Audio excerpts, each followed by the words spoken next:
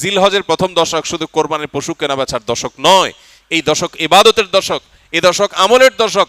নবী করিম সাল্লাল্লাহু আলাইহি সাল্লাম বলেছেন, মা মিন আইয়ামিন আল আমালুস সালিহু ফিহিন্না হাব্বু ইলাল্লাহ মিন হাযিহিল আইয়াম। কিলা ইয়া রাসূলুল্লাহ ওয়ালাল জিহাদু ফি সাবিলিল্লাহ? ক্বাল ওয়ালাল জিহাদু ফি সাবিলিল্লাহ। নবীজি সাল্লাল্লাহু আলাইহি সাল্লাম বলেছেন, জিলহজের এই 10 দিন পহেলা জিলহজ থেকে 10 জিলহজ পর্যন্ত এই 10টা দিন নেক আমল করলে আল্লাহর কাছে এর মর্যাদা, মাহাত্ম্য, ফজিলত এত বেশি যে অন্য কোন সময়ের অন্য কোন আমলে আল্লাহ এত খুশি হন না বা আল্লাহর কাছে এত প্রিয় না। এই দশকের ভালো কাজ আল্লাহর কাছে যত বেশি প্রিয়। এই দশক উপলক্ষে আমরা 10টি কাজ করব। জিলহজের প্রথম 10টি দিন এবং এই 10টি রাত রমজানের পরে ইবাদতের সবচাইতে গুরুত্বপূর্ণ, তাৎপর্যপূর্ণ, ফজিলতপূর্ণ দশক এবং মৌসুম। জিলহজের প্রথম দশকের যত গুরুত্ব কোরআন হাদিসে এবং সালাফে সালেহিনের আমলের মধ্যে বর্ণিত হয়েছে, আমাদের সমাজে এই 10টা দিনের ইবাদতের ব্যাপারে মানুষের অবহেলা যেন ততটাই চরমে। ইসলাম জিলহজের প্রথম 10 দিনের যত গুরুত্ব, যত তাৎপর্য বর্ণনা করেছে, এর ছিটে ফোটাও আমাদের সমাজে সচরাচর চোখে পড়ে না। আমরা কোরবানির পশুর হাট কিংবা গরু ছাগলের আনাগোনা দেখে জিলহজ মাস আসছে সেটা টের পাই, অনুভব করতে পারি। অথচ সাহাবা একরাম রিদওয়ানুল্লাহি তাআলা আলাইহিম আজমাইন তারা জিলহজের প্রথম 10টি দিন ইবাদতের ব্যাপারে এত বেশি মাশগুল হতেন, এত বেশি রত থাকতেন যে তাদের বাজারে ঘাটে জিলহজের প্রথম দশকের আলামত বোঝা যেত। সাহাবী আবু হুরায়রা রাদিয়াল্লাহু তাআলা আনহু এবং কোন সাহাবী জিলহজের প্রথম দশক এলে বাজারে যেতেন শুধুই তাকবীর পাঠের উদ্দেশ্যে, কোনো কেনা বেচার উদ্দেশ্যে না। উদ্দেশ্য ছিল বাজারে গিয়ে বাজারে দুনিয়াদারিতে মগ্ন মানুষগুলোকে জিলহজের প্রথম দশকের ইবাদতের ব্যাপারে স্মরণ করানো। এই জন্য বাজারে গিয়ে এই দশকে বলতেন, আল্লাহু আকবার, আল্লাহু আকবার, লা ইলাহা ইল্লাল্লাহু, আল্লাহু আকবার, আল্লাহু আকবার ওয়া লিল্লাহিল হামদ। এই যে তাকবীর, তাহমিদ, তাহলিল, আল্লাহর একত্ববাদ, আল্লাহর বড়ত্ব এবং প্রশংসা জ্ঞাপন করা, এটা এই দশকের অন্যতম গুরুত্বপূর্ণ একটা আমল। এই আমল করবার জন্য সাহাবীদের কেউ কেউ বাজারে গিয়ে একটু সরবে বলতেন, যাতে করে তার শুনে শুনে অন্যরাও বলতে পারে। মিডল ইস্টের কোন দেশের কোন এলাকাতে একটি চমৎকার দৃশ্য জিলহজের প্রথম 10 দিন উপলক্ষে দেখা যায়। সেটা হলো বিভিন্ন বাসাবাড়ির গেইটে, গ্যারেজে, বিভিন্ন সুপার শপ, শপিং মল, ছোট বড় দোকান ইত্যাদিতে ছোট্ট একটা ডিভাইস সেট করে সেখানে তাকবীরের অডিও অনবরত চালু করে রাখা হয়। মৃদু ভলিউমে হালকা আওয়াজে যে তাকবীরের ধ্বনি চালানো হয়, এটার উদ্দেশ্য পথচারী বা আশপাশ দিয়ে যারা যাবে তাদের জন্য স্মরণ হয় যে এই দশকে নবী আলাইহিস সালাম নির্দেশ করেছেন, ফাআকসিরু ফীহিন্না মিনাত তাকবীরি ওয়াত তাহলিলি ওয়াত তাহমিদ। এই দিনগুলো যখন আসবে এবং তাকবীরের তাশরিকের, আইয়ামে তাশরিকের যে দিনগুলো আছে সেগুলোতেও আল্লাহর একত্ববাদের বর্ণনা লা ইলাহা ইল্লাল্লাহ বলার মাধ্যমে, আল্লাহর বড়ত্বের বর্ণনা আল্লাহু আকবার বলার মাধ্যমে, আল্লাহর প্রশংসার জ্ঞাপন আলহামদুলিল্লাহ বলার মাধ্যমে বেশি বেশি যেন করি আমরা। নবীজি নির্দেশ করেছেন, তোমরা এই দিনগুলোতে বেশি বেশি লা ইলাহা ইল্লাল্লাহ, আল্লাহু আকবার, আলহামদুলিল্লাহ এগুলো পাঠ করবে। এই জন্য ভাইরা আমার, আমাদের কর্তব্য হলো জিলহজের প্রথম দশকের ইবাদত, এর তাৎপর্য, এর আমল, এর গুরুত্ব, এর মাহাত্ম্য এই সম্পর্কে সমাজে জানাশোনা যেন বাড়ে, সচেতনতা যেন বাড়ে। এই হারিয়ে যাওয়া বা অনেকটাই মানুষের আমল থেকে সরে যাওয়া, ছুটে যাওয়া এই বিষয়টাকে যেন পুনরায় জিন্দা করা যায়, এই জন্য আমাদের ভূমিকা রাখা দরকার। আমরা যদি প্রত্যেকটা মানুষ যার যার জায়গা থেকে সিদ্ধান্ত গ্রহণ করি যে জিলহজের প্রথম দশক উপলক্ষে কোরআন এবং হাদিসের আলোকে যে করণীয়গুলো আছে এগুলো একজন ইমানদার হিসাবে আমি আমল করব, আরও 2-4-5 জন মানুষকে আমি অ্যাওয়্যার করব, সচেতন করব, ইনশাআল্লাহ অনেকটা হারিয়ে যাওয়া এই আমলগুলো নতুন করে পুনরায় জিন্দা হবে, জীবিত হবে। চেষ্টা করা যাবে তো ইনশাআল্লাহ? প্রিয় ভাইরা আমার, আমাদের মধ্যে কেউ যদি বাজারে যায়, চায়ের দোকানে যায় এবং যে একটু যদি জোরে আল্লাহু আকবার, আল্লাহু আকবার, লা ইলাহা ইল্লাল্লাহু, আল্লাহু আকবার, আল্লাহু আকবার ওয়া লিল্লাহিল হামদ, তাকবীর, তাহমিদ, তাহলিল যদি পাঠ করে, কোনো কাজ নাই, কোনো কারণ নাই, চায়ের দোকানের আড্ডার মধ্যে গিয়ে একটু উচ্চস্বরে তাকবীর পাঠ করেছে কেউ, তাহলে সমাজের মানুষ সেটাকে নেগেটিভলি দেখবে, মনে করবে লোকটার মাথায় সমস্যা কিনা, হঠাৎ করে তাকবীর কেন বলল। অর্থাৎ এই পরিমাণ গাফলতিতে আমরা নিমজ্জিত হয়ে গেছি যে আল্লাহর জিকিরটা আমাদের কাছে অস্বাভাবিক আর গাফলতিটা স্বাভাবিক হয়ে গেছে। এই পরিস্থিতি থেকে উম্মতকে বাঁচাবার জন্য আমরা একটু চেষ্টা করতে পারি না ইনশাআল্লাহ? স্কিলের ভাইরা যারা আছেন, বিশেষ করে ছুটি হয়ে যাবে, বাড়িতে যাবেন, ঘরে যখন একটু প্রবেশ করবেন, ঘরের লোকজন বিভিন্ন কাজে আছে, একটু মৃদু ভলিউমে, ডিস্টার্ব করার মতো আওয়াজে না, একটু মৃদু ভলিউমে আপনি যদি তাকবীর বলে ওঠেন, হয়তো আরেকজনের স্মরণ হবে ইনশাআল্লাহ। আমরা এখানেও যে কয়দিন আসি, আমরা বাহির থেকে এসে রুমে প্রবেশ করলাম বা কয়েকজনের মধ্যে প্রবেশ করলাম, তখন যদি একটু সরবে পড়ি এই উদ্দেশ্যে যাতে করে অন্যের স্মরণ হয়, তাহলে হয়তো আমলটা জিন্দা হবে। জিলহজের প্রথম দশক উপলক্ষে আমাদের সবগুলো মনিটরে ইনশাআল্লাহ এই দশকে তাকবীরের ধ্বনি উচ্চারিত হতে থাকবে মৃদু ভলিউমে, যাতে করে অন্যদের স্মরণ হয়। এই সবগুলোর উদ্দেশ্যই হলো জিলহজের প্রথম দশককে আমরা ইবাদত এবং আমলের একটা দশকে পরিণত করব ইনশাআল্লাহ। রমজান মাসে আলহামদুলিল্লাহ কম হোক বেশি হোক, ভুল হোক ভালো হোক মন্দ হোক, মিলিয়ে ঝুলিয়ে আমল করার একটা চেষ্টা আমাদের সমাজে আছে। কিন্তু জিলহজের প্রথম দশক উপলক্ষে নেক আমল বা ইবাদতের তেমন কোনো কাজ দেখা যায় না। কাজ একটাই, কোরবানির গরু ছাগল কেনা বেচা। এছাড়া এই দশকের আর কিছু চোখে পড়ে? চোখে পড়ে না। আপনারা বিভিন্ন এলাকার মানুষ আছেন, আমি আপনাদেরকে উদাত্ত আহ্বান রাখতে চাই, অনলাইনে আমাদেরকে যারা শুনছেন তাদেরকে উদাত্ত আহ্বান রাখতে চাই। অনেক কোরবানির গরু ছাগলের হাটে মাইক লাগানো হয় নানান ঘোষণা, অ্যানাউন্সমেন্ট ইত্যাদি করার জন্য। আমি লক্ষ্য করেছি খুবই দুর্ভাগ্যজনকভাবে যে কোরবানির পশু কেনা বেচার হাটের অর্থনৈতিক সুফল বিপুল পরিমাণে, আর্থসামাজিক উপকারিতা অনেক বেশি, এটাকে ঘিরে হাজার হাজার লক্ষ লক্ষ মানুষের জীবিকার ব্যবস্থা হয়। এই দেশ পশু পালনে অনেকটা স্বয়ংসম্পন্ন, পশুর গোশত যতটুকু আমাদের প্রয়োজন হয় তার জন্য স্বয়ংসম্পূর্ণতা অর্জন করেছে শুধু কোরবানির খাতিরে।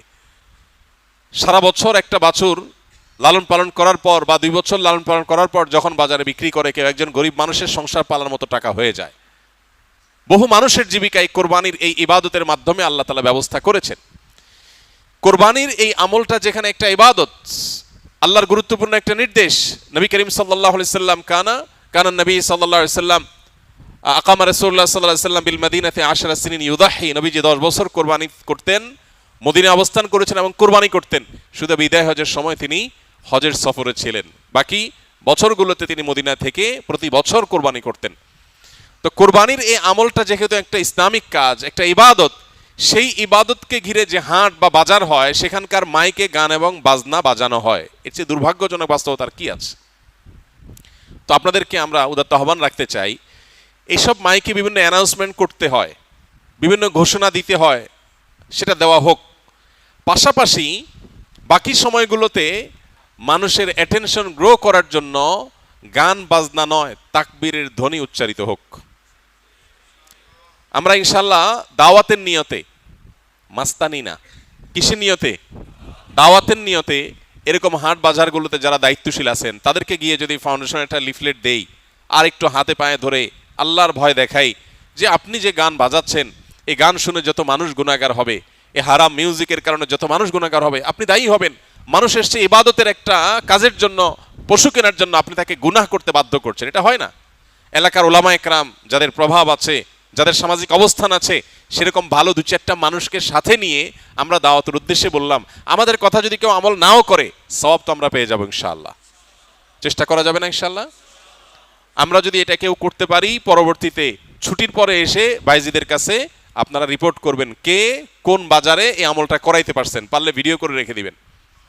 আমি ইনশাআল্লাহ ছুটির পরে, আমি হজের সফর থেকে ফিরে আসার পরে আপনাদের মধ্যে যারা এই কাজটা করতে পারবেন আমি আলাদা করে তাদেরকে পুরস্কার দেবো ইনশাআল্লাহ। আর আমার পুরস্কার আর কি, আল্লাহ রাব্বুল আলামিন সবচেয়ে বড় পুরস্কার ইনশাআল্লাহ দিবেন। চেষ্টা করা যাবে না ইনশাআল্লাহ? তো আমরা দাওয়াতের নিয়তে এই পরিকল্পনাটা করব যে কোরবানির পশুর হাটে গান বাজনা নয়, তাকবীর উচ্চারিত হওয়া উচিত।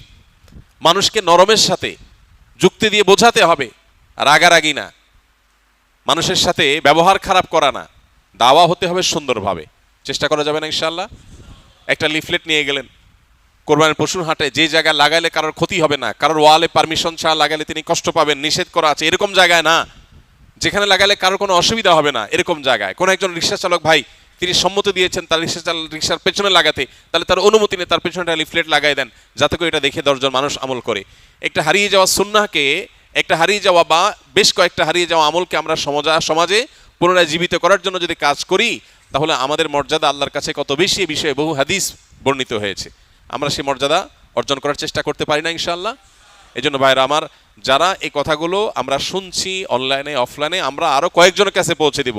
জিলহজের প্রথম দশক শুধু কোরবানির পশু কেনা বেচার দশক নয়, এই দশক ইবাদতের দশক, এই দশক আমলের দশক। নবী করিম সাল্লাল্লাহু আলাইহি সাল্লাম বলেছেন, মা মিন আইয়ামিন আল আমালুস সালিহু ফিহিন্না হাব্বু ইলাল্লাহ মিন হাযিহিল আইয়াম।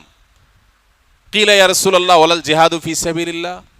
ক্বাল ওয়ালাল জিহাদু ফি সাবিলিল্লাহ। নবীজি সাল্লাল্লাহু আলাইহি সাল্লাম বলেছেন, জিলহজের এই 10 দিন পহেলা জিলহজ থেকে 10 জিলহজ পর্যন্ত এই 10টা দিন নেক আমল করলে আল্লাহর কাছে এর মর্যাদা, মাহাত্ম্য, ফজিলত এত বেশি যে অন্য কোন সময়ের অন্য কোন আমলে আল্লাহ এত খুশি হন না বা আল্লাহর কাছে এত প্রিয় না, এই দশকের ভালো কাজ আল্লাহর কাছে যত বেশি প্রিয়। সাহাবীগণ জিজ্ঞাসা করলেন, হে আল্লাহর রাসূল, অন্য সময় আল্লাহর রাস্তায় জিহাদ করলে যে বিপুল ফজিলত, সেটার মর্যাদাও কি এই দিনের চাইতে বা সেটাও কি আল্লাহর কাছে বেশি প্রিয় না? নবীজি বলেছেন, না, ওয়ালাল জিহাদু ফি সাবিলিল্লাহ। অন্য সময় জিহাদ করেও আল্লাহর কাছে এই দশকে নেক আমলের সমান সওয়াব পাওয়া সম্ভব না বা আল্লাহর প্রিয় নয়। তবে অন্য সময় যদি কেউ জিহাদ করতে বের হয়ে তার জান মাল সব কোরবান করে দেয়, তার কথা ভিন্ন, তার সাথে কারো কোনো তুলনা নেই। তাহলে ভাইরা আমার, এই দশকে নেক আমলের ব্যাপারে নবী আলাইহিস সালাম এত বেশি গুরুত্ব আরোপ করেছেন, এত বেশি গুরুত্ব দিয়েছেন, আল্লাহ তাআলার কাছে সবচেয়ে বেশি প্রিয়। এই জন্য এই দশকে আমরা নেক আমল করার চেষ্টা করবো তো ইনশাআল্লাহ? এই দশক উপলক্ষে আমরা 10টি কাজ করব। নাম্বার 1, এই দশক উপলক্ষে সাধারণ যে নেক আমলগুলো আছে, রুটিন যে ভালো কাজগুলো আছে, এগুলো বেশি বেশি করব। কারণ এই যে মাত্র যে হাদিসটা শুনলাম যে এই দশকের ভালো কাজ আল্লাহর কাছে সবচেয়ে বেশি প্রিয়, অতএব আল্লাহর কাছে যেহেতু সবচেয়ে বেশি প্রিয়, রমজানের পরে, রমজান তো মাস হিসাবে সবচেয়ে সেরা, দিন হিসাবে সবচেয়ে সেরা এই দশক, এই দশকের আমল যেহেতু আল্লাহর কাছে বেশি প্রিয়, অতএব এই দশকে যে কোনো ভালো কাজ, 5 ওয়াক্ত নামাজ পুরুষরা জামাতের সাথে তাকবীরুল্লাহর সাথে যতটা গুরুত্বের সাথে সম্ভব পড়ব, আর মহিলারা সময় মতো যথাসম্ভব উত্তম উপায়ে আমরা নামাজ পড়ব। এর বাইরে নফল নামাজগুলো পড়ার চেষ্টা করবো, ইশরাক তাহাজ্জুদের চেষ্টা করবো ইনশাআল্লাহ। যত নফল আমল করা যায়, ফরজ আমলগুলোর ইহতিমাম বা গুরুত্ব আরোপ করা যায়, সেগুলো করব। 1, নেক আমল করা বেশি বেশি, কোরআন তেলাওয়াত, জিকির, আজকার সবগুলো। নাম্বার 2, যত রকম গুনাহ এবং পাপের কাজ আছে এগুলো সারা বছরই নিষিদ্ধ, হারাম তো সারা বছরই হারাম।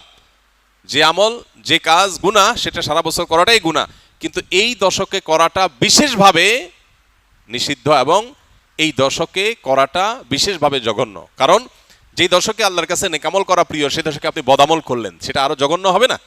এই জন্য এমনিতেই সম্মানিত 4 মাস সম্পর্কে আল্লাহ রাব্বুল আলামিন বলেছেন, ফালা তাজলিমু ফিহিন্না আনফুসাকুম। এই দশক, এই মাসগুলোতে তোমরা নিজেদের প্রতি অবিচার করো না। এই জন্য জিলহজের প্রথম দশক সম্মানিত 10 মাস, 4 মাসের অংশ, আবার মর্যাদাপূর্ণ দশক, আল্লাহর কাছে সবচেয়ে প্রিয় নেক আমলের জন্য। অতএব সেই দশকে আমরা গুনাহ থেকে, পাপের কাজ থেকে বেঁচে থাকার ব্যাপারে বিশেষভাবে যত্নশীল থাকবো ইনশাআল্লাহ। যে আমলে, যে বদামলের সাথে আমরা জড়িত, যে গুনাহের সাথে জড়িত, এই দশকে সেটাতে বেঁচে থাকার চেষ্টা করব। মোবাইলে, সোশ্যাল মিডিয়াতে, ফেসবুকে, হোয়াটসঅ্যাপে, ইউটিউবে কোনো হারাম জিনিস দেখবো না, শুনবো না এবং হারাম কাজ করবো না ইনশাআল্লাহ। নাম্বার 3, বেশি বেশি আল্লাহর জিকির করা। কারণ আল্লাহ তাআলা সূরা হজের 28 নম্বর আয়াতে এই নির্দিষ্ট দিনগুলোতে আল্লাহ বেশি বেশি জিকির করতে নির্দেশ করেছেন। অতএব বেশি বেশি আল্লাহর জিকির, যত রকমের আল্লাহ জিকির হতে পারে, মুখের জিকির, অন্তরের জিকির, এই জিকিরগুলো বেশি বেশি করবো ইনশাআল্লাহ। নাম্বার 4, যাদের হজের তৌফিক হয়েছে তারা এই দশকে হজ করবেন, হজ শুরু করবেন 8 তারিখে।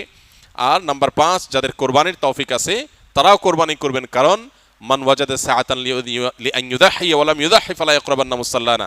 যার কোরবানি করার সামর্থ্য আছে অথচ কোরবানি করলো না, নবী সাল্লাল্লাহু আলাইহি ওয়াসাল্লাম সতর্ক করেছেন, হাদিসে সতর্ক বাণী এসেছে, সেজন্য মুসলমানদের ঈদগাহে না আসে। এই জন্য কোরবানি করা, এটা হলো 5ম আমল এই দশকের, যাদের তৌফিক আছে। 6 নম্বর আমল হলো, যারা কোরবানি করার সিদ্ধান্ত গ্রহণ করবেন তারা জিলহজের চাঁদ ওঠার পর থেকে নিয়ে ঈদের দিন কোরবানি করা পর্যন্ত এই সময়ের মধ্যে মাথার চুল, গোঁফ, হাত পায়ের নখ এবং শরীরের অবাঞ্ছিত পশম ইত্যাদি এগুলো কাটা থেকে বিরত থাকবেন এই 10 দিন। অর্থাৎ এগুলো চাঁদ উঠার আগে আগে কেটে ফেলবেন। আর কাটবেন কখন? কোরবানির পরে। তাহলে চাঁদ উঠা থেকে কোরবানির সময়ের মধ্যে চুল, নখ ইত্যাদি কাটা থেকে বিরত থাকবেন কারা? যারা কোরবানি করার নিয়ত করেছেন। যদিও এখানে কোরবানি যারা করার নিয়ত করেন নাই, যারা কোরবানি করার নিয়ত করেন নাই, সে মানুষগুলোর জন্য এই আমলের কথা অনেক উলামা ইকরাম বলেন এবং উভয়টার সপক্ষেই কম বেশি দলিল এবং যুক্তি আছে। 7 নম্বর আমল হলো বেশি বেশি তাকবীর তাহমিদ তাহলিল পড়া, যেটা মাত্র বললাম। উঠতে বসতে চলতে ফিরতে বাজারে ঘাটে ঘর বাড়িতে সব জায়গাতে আল্লাহু আকবার লা ইলাহা ইল্লাল্লাহু আল্লাহু আকবার ওয়ালিল্লাহিল হামদ বেশি বেশি উচ্চারণ করা। আমরা মোবাইলের ওই যে কল করলে যে বাজে, যে কি বলে ওইটাকে, রিংটোন না, ওয়েলকাম টিউন। ওয়েলকাম টিউন হিসাবে তাকবীর কিভাবে সেট করা যায় সেটার জন্য আমরা প্ল্যান করতে পারি, প্রোগ্রাম করতে পারি। আর কতভাবে মানুষকে স্মরণ করানো যায় হালাল উপায়ে, বৈধ উপায়ে, সেটা আমরা চেষ্টা করতে পারি। তাহলে 7 নম্বর আমল হলো বেশি বেশি তাকবীর তাহমিদ তাহলিল পাঠ করা। এটা এই 10 দিন ধরে রাত দিন কোনো সংখ্যা ছাড়া যার যতটুকু তৌফিক হয়। 8 নম্বর আমল হলো এই তাকবীরটাই আইয়ামে তাশরিকে অর্থাৎ জিলহজের 9 তারিখ বাদ ফজর থেকে নিয়ে জিলহজের 13 তারিখ আসর পর্যন্ত প্রত্যেক নামাজের পরে একবার করে পাঠ করা, নারী পুরুষ সবাই। এটা আবশ্যক, সবাইকে করতে হবে প্রত্যেক নামাজের পরে একবার করে। এটা হলো তাকবীরে মুকাইয়াদ বলে, নির্দিষ্ট তাকবীর এই দিনগুলোতে এই নামাজের পরে। আর প্রথমটা বললাম 7 নম্বর আমলটা হলো সাধারণ তাকবীর, তাকবীরে মুতলাক, অর্থাৎ এই দশক জুড়েই সবসময় বেশি বেশি তাকবীর পাঠ করা। তাহলে 8টা আমল পেয়ে গেলাম। 9 নম্বর আমল হলো জিলহজের 9 তারিখে রোজা রাখা। যারা আরাফায় যেতে পারেন নাই, বিশ্বজুড়ে যে মুসলমানরা আছেন তারা এই দিন রোজা রাখবেন। এই দিনে রোজা রাখলে কি লাভ হবে? নবী আলাইহিস সালাম বলেছেন, আহতাসিবু আল্লাহু আইয়ুকাফিরাস সানাতাল্লাতী ক্বাবলাহু ওয়াল্লাতী বা'দাহু, অর্থাৎ জিলহজের 9 তারিখে আরাফাত দিনে রোজা রাখলে কেউ তার 1 বছর আগের আর বেঁচে থাকলে অগ্রিম 1 বছর পরের গুনাহ আল্লাহ মাফ করে দিবেন, অর্থাৎ সগীরা গুনাহগুলো আল্লাহ তাআলা মাফ করে দিবেন। এজন্য এই আমলটা করার চেষ্টা করা। শুধু জিলহজের 9 তারিখই নয়, অনেক উলামা ইকরাম জিলহজের 1 থেকে 9 পর্যন্ত এই সবগুলো দিনকে রোজা রাখাটাকে মুস্তাহাব বলেছেন। আর 10 নম্বর আমল হলো ঈদের দিনে যে সুন্নাহগুলো আছে সেগুলো পালন করা। অতএব জিলহজের এই দশককে আমল এবং ইবাদত দিয়ে সাজাবার চেষ্টা করব তো আমরা ইনশাআল্লাহ। বেশি বেশি তাকবীর তাহলিল তাহমিদ নিজেরা পড়বো, অন্যদেরকে উদ্বুদ্ধ করবো, চেষ্টা করা যাবে না ইনশাআল্লাহ। আল্লাহ রাব্বুল আলামিন আপনাকে আমাকে আমাদের সবাইকে আমলের তৌফিক দান করুন।